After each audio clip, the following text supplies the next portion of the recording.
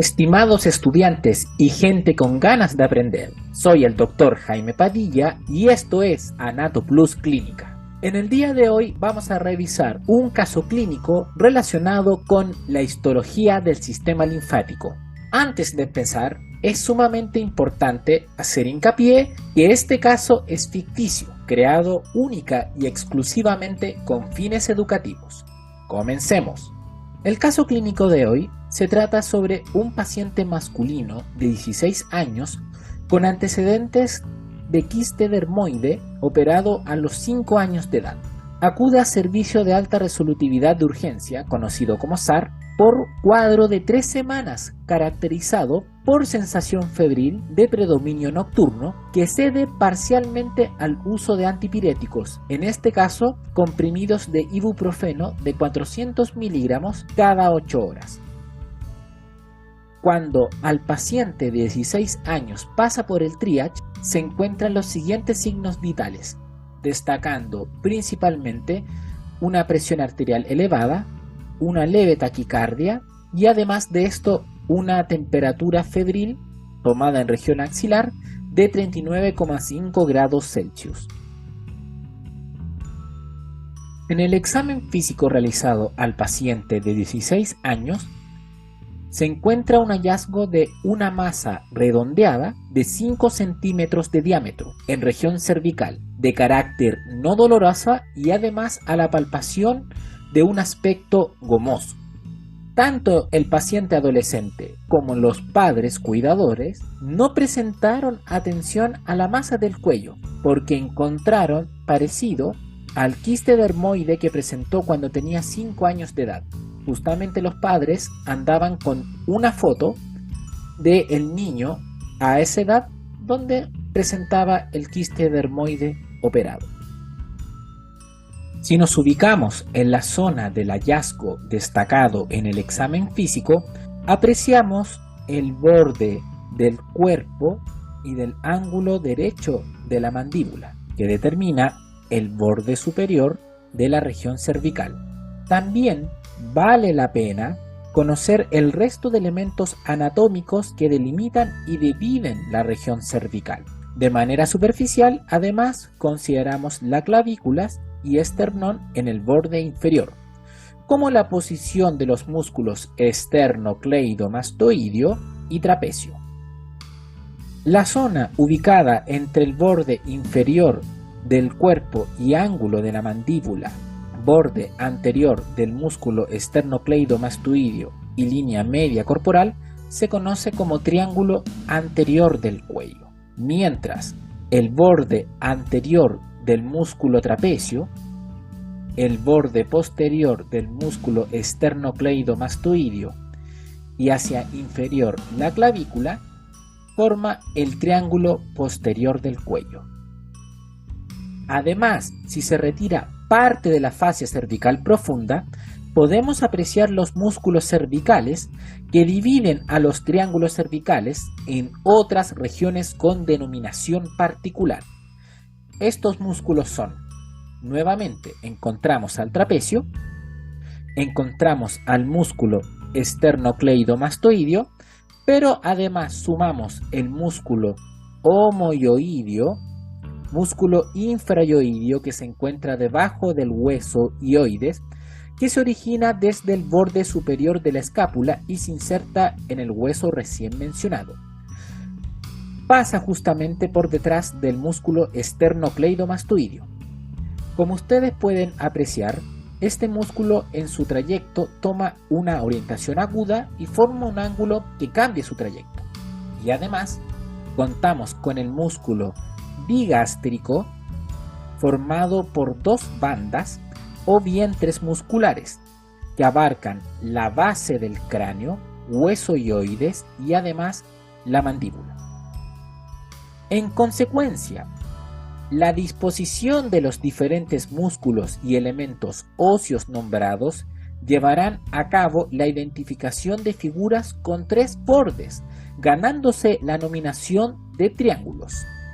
Por lo tanto, en la región cervical anterior encontramos el triángulo submandibular esta zona que estoy apuntando acá, el triángulo submentoniano, el triángulo carotidio, el triángulo muscular, y en la región cervical posterior encontramos el triángulo homoclavicular, el triángulo occipital y por último en las porciones de inserción del esternocleidomastoideo y la clavícula encontramos el triángulo frénico. De esta forma llegamos a la descripción del hallazgo en el examen físico, que es una masa cervical ubicada en el triángulo submandibular derecho. Otro elemento anatómico a considerar y de importancia en este caso clínico son los linfonodos. Estos órganos con forma ovalada son receptores de linfa desde diferentes tejidos. Filtra los elementos que fluyen hacia estos y luego determina que ese volumen circulante retorne a la circulación sanguínea, drenando en el circuito venoso. Los linfonodos se encuentran distribuidos en todo el organismo y no son ajenos al cuello, siendo nominados en la zona donde se ubiquen en la región cervical. De este modo existen 6 grupos nominados de linfonodos cervicales. El grupo 1 denomina a los linfonodos submandibulares y submentonianos. Después vamos a tener el grupo 2, 3 y 4 nominados desde cefálico hacia caudal. 2, 3 y 4. Este grupo de linfonodos se conoce como cadena yugular, donde se encuentran ordenados en linfonodos cervicales superficiales, que se encuentran más cerca de la base del cráneo, y hacia caudal los linfonodos cervicales profundos. Tenemos el grupo 5, que se está indicando con el color verde, conocido como grupos cervicales posteriores. Y por último tenemos hacia la región anterior los grupos de linfonodos cervicales anteriores. Volviendo al caso clínico, el personal de salud que atiende al paciente adolescente interpreta la masa como una adenopatía, que en términos simples es el linfonodo aumentado de volumen y consistencia. Bajo esta sospecha, hace la relación entre las áreas de drenaje linfático y las eventuales causas que pueden estar relacionadas con este hallazgo. Por lo tanto, el personal médico a cargo del caso determina abarcar las causas posibles que desarrollen adenopatías en el grupo de linfonodos submandibulares. Es así que en el centro de salud donde se desempeña, personal médico solicita hemograma con recuento de velocidad de sedimentación hemática y proteína C reactiva para determinar si existen parámetros inflamatorios elevados, como además solicita anticuerpos anti-Bartonella con técnicas de fluorescencia de inmunoglobulina G relacionados con la enfermedad del arañazo de gato, producida por una infección de una bacteria de nombre Bartonella henselae. Se realiza el examen en base a que el paciente adolescente en anamnesis refiere que en su casa tiene un gato de nombre Patricio y hace una semana fue rajuñado por la mascota. Afortunadamente, estos exámenes presentan ausencia de parámetros inflamatorios y de la bacteria Bartonella. El último recurso que cuenta el personal médico es la toma de una radiografía de tórax, en la cual ésta se solicita y en esta ocasión se presenta un descubrimiento de alteración orgánica.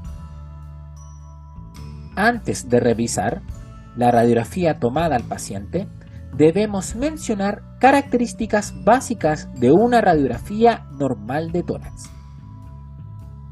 Los elementos que se aprecian blancos se conocen como elementos radiopacos y son estructuras con alta densidad, mientras las oscuras se denominan radiolúcidas y son de baja densidad.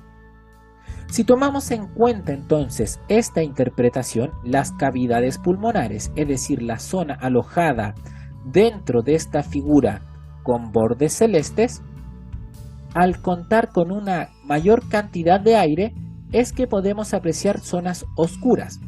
Por lo tanto, podemos mencionar que las cavidades pulmonares son en su mayoría de carácter radiolúcido. Por otro lado, en el centro de la cavidad torácica encontramos el mediastino, donde se alojan elementos vasculares, linfáticos y pericárdicos, que cuentan con una mayor densidad que el aire, presentando el color blanco y carácter radiopaco. Ahora, revisando la radiografía del paciente, vemos que hay diferencia notoria con una radiografía normal. El mediastino pierde su forma y cubre de forma irregular las cavidades pulmonares. En este sentido, el personal médico a cargo del caso lo interpreta como la presencia de una masa mediastínica. Llegando a usar la máxima cantidad de recursos disponibles en el SAR y con cada elemento patológico encontrado, profesional decide presentar el caso a centro hospitalario correspondiente para llevar a cabo el estudio histológico de la masa cervical. Antes de revisar de lleno la histología de los linfonodos, vamos a considerar una representación de un corte de un linfonodo que nos permita revisar en su aspecto antero-posterior y supero-inferior. En este sentido, apreciamos al linfonodo que se encuentra formado por una cápsula de tejido conectivo denso. Además, a este van a llegar los vasos linfáticos aferentes, que transportan linfa hacia el órgano. Y si realizamos un corte sagital, vamos a encontrar a los vasos aferentes. Por acá afuera se encontraría la cápsula de tejido conectivo y vemos este espacio en amarillo conocido como espacio subcapsular, donde se deposita la linfa que llega al tejido. Y además de la cápsula recién mencionada, se prolongan lo que son tabiques de tejido conectivo hacia adentro del linfonodo, delimitando así internamente, pero no completo, lo que es la cavidad interna del linfonodo. Además, estos tabiques vienen acompañados también con espacios que se conocen como espacios o senos trabeculares, que continúan con los senos subcapsulares, donde los vasos linfáticos aferentes depositan la linfa. Ahora, bajo la cápsula en sí, encontramos dos porciones dentro de un linfonodo. La primera, que se encuentra delimitado en lo que abarca esta línea, se denomina corteza, y hacia el centro de lo que es el linfonodo encontramos la médula. En la corteza se reconocerán nódulos linfáticos con un punto celular importante en el centro, que estoy indicando, conocido como centro germinativo, mientras en la médula encontramos espacios que comunican hacia los vasos linfáticos eferentes, este que me encuentro señalando acá, que salen desde el hilio linfonódico. Observamos una placa histológica con tinción hematoxilina eosina de un linfonodo.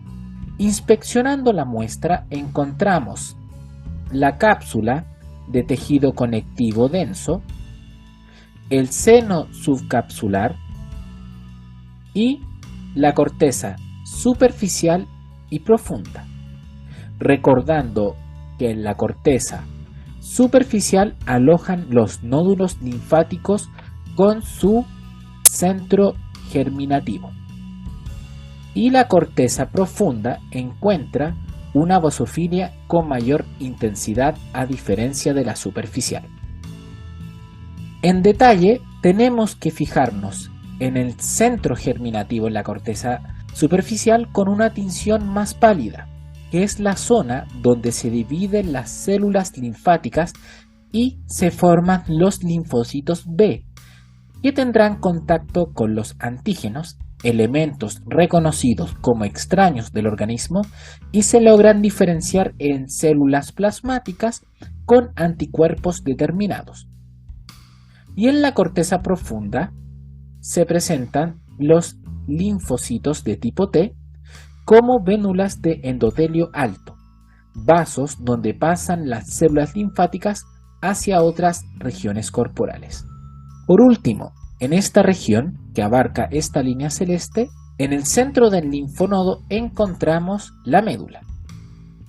En ella encontramos espacios, estas porciones en blanco, conocidas como senos medulares, que son espacios con canales linfáticos, y entre medio de ellos encontramos cúmulos celulares densos de linfocitos B, macrófagos y células reticulares, conocidas como cordones medulares.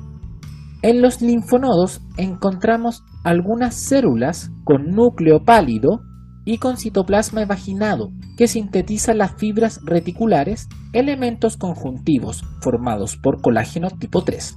Estas fibras no se notan al usar tinción hematoxilina eosina, pero al usar la impregnación argéntica tiñe las fibras reticulares de color oscuro y se pueden apreciar en la microscopía óptica.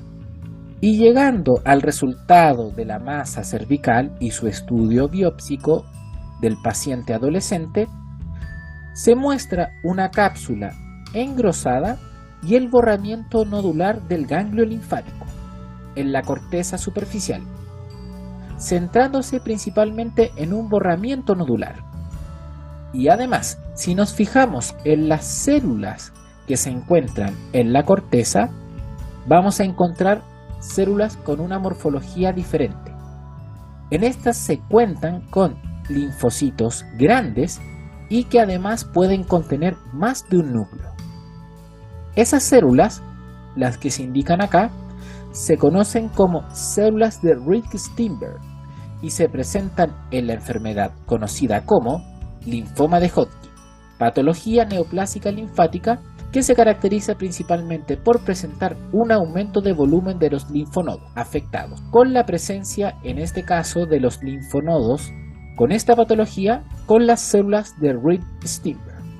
Recordar, como siempre, realizar una comparación en la histología normal y la histología patológica, destacando así la alteración en el tejido conectivo denso que forma la cápsula, como también en el hallazgo de células linfocíticas con una morfología alterada.